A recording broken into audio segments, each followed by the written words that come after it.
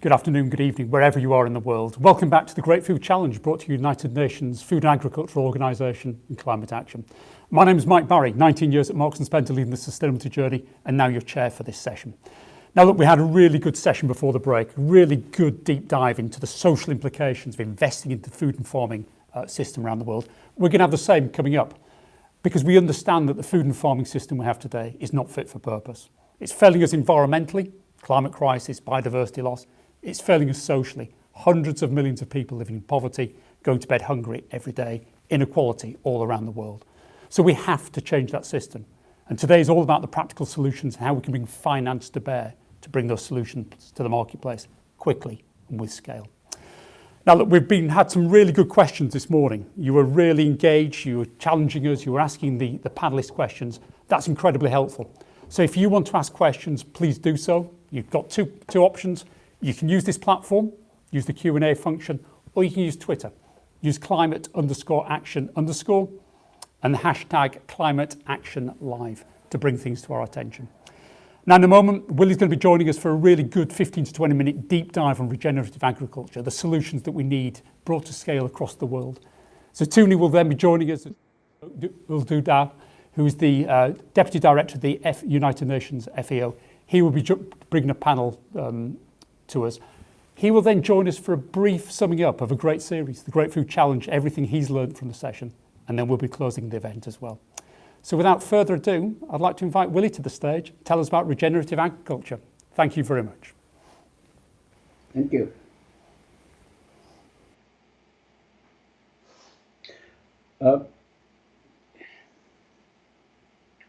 Could we just have the first slide up on the screen?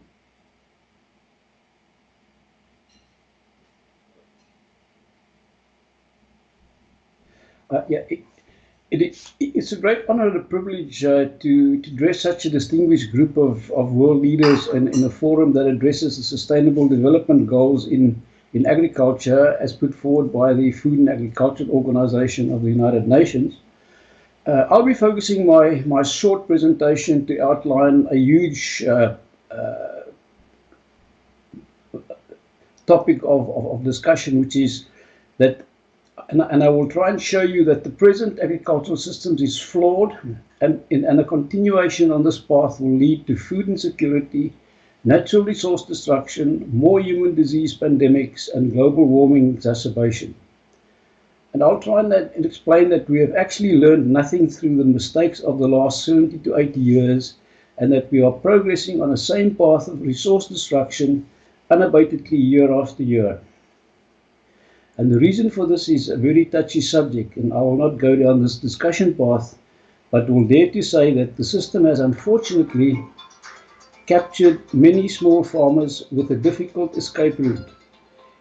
In view of this, the performance has been miserable, and I will try and explain why, and that we have a solution that is actually more than sustainable. The solution is regenerative agriculture, that I will explain as best possible in a short space of time, the benefits, how it can be implemented, and what the benefits are. Could I have the second slide? And this slide illustrates clearly that the way we are doing things in the 21st century is not working. Repeated mistakes over the years since the 1930s and exacerbated the problem as we progress in time. If you look at Newcastle, Colorado, 1935, no change in January 2014. Dodge City, Kansas, 1935, you'll find the same situation happening there right now. And the evidence of destruction is overwhelming as these pictures tell the story that nothing has changed from the US to Australia since the 1930s. If I can have the next slide. Just move it on. And just give me, and I'll tell you the next one. Just add, and the next one. The next one. And the next one. Just to give you an indication that these two soils were once the same. And the causes of the soil destructions in the Midwest of the US of typical prairie soils that originally had a organic content of 6 to 8%, with a soil organic carbon of 3 to 5%, has now deteriorated to a soil that has that we hardly see a 2% organic content coming through our lab at the moment, which equates to about 1% soil organic carbon, and because of the present cropping model. And in reality, what we have done here is we have changed a soil with rich biology to a soil that we can almost term geology. So we are moving away from farming with the natural microbial systems to a system where it's chemically driven, and that is the problem. Could I just have the next slide? The reasons, and you can let's just fill out the slide, and I will run through it just to save time. And the causes for these problems is in simple terms, it's excessive tilling, which creates an oxidative phase where the bacteria oxidize the carbon, and you get a complete depletion of carbon over time as you continue with these tilling operations. Agrochemicals, inclusive of herbicides, insecticides, fungicides, and nematicides. These chemicals are not pathogen or insect specific, and kill a wider spectrum of beneficial insects and microbiology than the causative insect pest at which the chemical was actually directed. And just reverting to the CO2 destruction, just to give you a simple calculation, just a 1% decrease in soil organic carbon per acre of soil releases about 73,200 pounds of CO2 into the atmosphere. Now, multiply that by the number of acres in which we are conventionally farming year after year after year, and it is no the climate change and the global warming becomes quite evident, and agriculture has played a role in exacerbating these problems. When you look at agrochemicals, the third largest insecticide group is neonicotinoids, and what they do they are systemic insecticides that get absorbed as the seed germinates. You treat the seed with it, and they are supposed to be killing the target insects on which when they feed on the leaves. But together with that, we have established that they can kill up to 160,000 bees from one treated corn seed. You look at monoculture cropping is really bad news, because it establishes it allows for pathogenic soil diseases to become dominant at the expense of the beneficial microbiology, and is not establishing a diverse community. And probably the worst thing you can ever do to a land is to let it lie fallow. Soil is a living system, as I showed you in the top corner of the slide, which is loaded with a multitude of microbiology and other species that need to be fed. And this feeding process of the soil is the basis on which regenerative agriculture is built and is achieved through photosynthesis. 30 to 50% of the photosynthate, the carbohydrate synthesized through the capture of the atmospheric CO2 and sunlight energy, is exuded through the roots as sugars that feeds the microbiology. And I'm going to repeat that. To think that a plant actually releases such an amount of food through its roots, it's for a good cause. And this is the cause is this, that it feeds the microbiology that it supports. And this reaction could be regarded as the single most important process that sustains life on planet today. And it is also the first predation step within an organized system of soil life maintenance through the soil food web that maintains the natural soil functions. When this system collapses, you can give me the next slide. Chemistry becomes the band-aid remedy and fertilizers are applied as the system deteriorates. You resort to the application of excessive fertilizers that has a detrimental effect on the soil microbiology, and the system eventually becomes addictive. Could you just revert one slide back? Just revert, yeah. I want you just to look at the end there to show you how the destruction progresses into a soil that eventually collapses into a loss-making entity with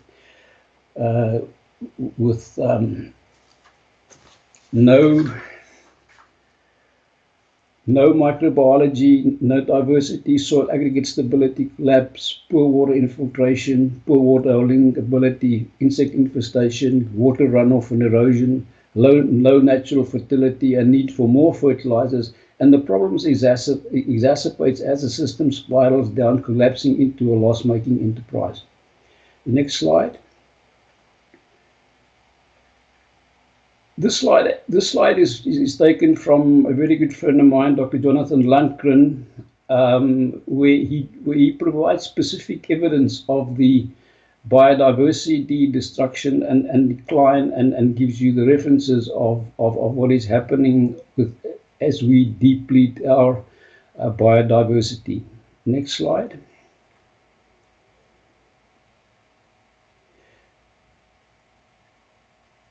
Next, you can just add just go back one, please. Because I think there's some, okay, it doesn't matter. There's something missing on that slide, but it's not a train smash.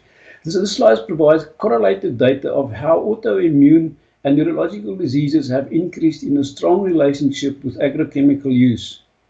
Can we logically ask the question, is this by chance or is there a relationship?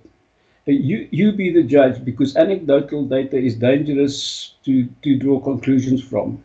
But I can, however, point out that it is important to note that food on average presently produced within the conventional system is mostly devoid of the important alkaloid known as the phytochemical and all the important anti-components that prevents inflammation, asthma, cancer, and many more. These components are more abundant in regeneratively produced crops and grass-fed beef, free-range chickens and eggs.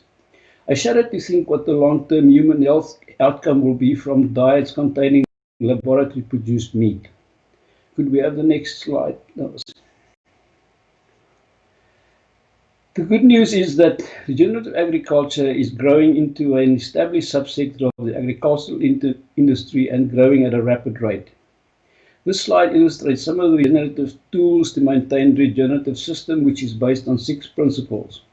No soil disturbance, have the soil covered with growing plants or mosses for 12 months of the year, have a living root in the soil all year round, establish as much diversity of plants and animals as possible, mix up your crops, animals, and any other living entity, and incorporate an animal component into your system.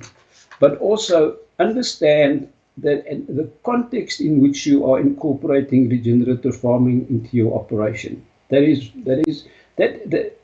one of the most important things. Try and understand the context in which you are going to use the regenerative system on your farm. The next slide. This is me with my good friend Ray Archuleta, taken in a field in Waverley, Kansas, where the farmer is using regenerative systems throughout his farm, and it is a massive operation. In this instance, he prepared or pre-generated the field by planting forage cover crops, mob grazed it with cattle, followed by hogs, turkeys, chickens. In this instance, the soybean crop, which you see over here, he did not spend a cent on any external inputs other than the seed and the planting cost, and this actually, you can see, outperformed his county averages by factor of almost two. This picture overrules the argument that it can't be done, and the cost of regenerative phase outweighs the benefits, as he made more money during his period from the meat sales and the cattle, hogs, and turkeys, and the eggs from where the chickens that he did from the soybean crop, actually that he used to prepare the land for. I can mention many more success stories, but unfortunately the time doesn't allow. The final slide is the next slide. The final slide is just two comments from a wise man, Theodore Roosevelt, who was President of the United States 1901 to 1902. And I think when you look at this, the conservation of natural resources is the fundamental problem. And unless we solve that problem, it will avail us to solve any other. I say to myself, sometimes I think this man knew more than what we know right now. He was a great visionary when it came to the maintenance of resources. And then no man may poison the people for his private profit. I leave that for you to absorb. And then I want to just finish and sketch a scenario that that there are serious challenges facing crop and food production as we move forward. With the understanding that the world needs commodity crops like corn, soybeans, wheat, and others. But I ask the question, do these crops have to be produced year after year on the same soil without a regenerative break in the production cycle? The reason why it's not happening is plentiful, but has to do with loss of income from non-productive land and fear of the new regenerative technology. This challenge does, however, create an opportunity for a specialized regenerative organization to move into the space, regenerate the land, while generating funds in the process, as explained. The financial model could be based on the state of the soil health status of the soil before and after the regenerative process, and we at Ward can assist greatly in such a process. Just a couple of closing remarks. Ward Labs have taken the regenerative scenario very seriously, and we are presently embarking on a Support the Small Farmer initiative with the objective to assist interested farmers with establishing themselves as regenerative farmers, establish an acceptable and measurable crop and food quality standards, together with a brand reflecting what the theme of the initiative is going to be: know your farmer concept, to which farmers can subscribe. And we will also go as far as assisting them in direct selling of their crop. This is in my view the new way food is going to be marketed. I have many friends who work who operate in the space, and they tell me that the COVID virus problem, or the COVID pandemic, has created such an opportunity for them to do direct selling and actually to become price makers instead of price takers. So that is also going to be the objective of this initiative. The direct selling of crops around big urban areas is I believe going to be the.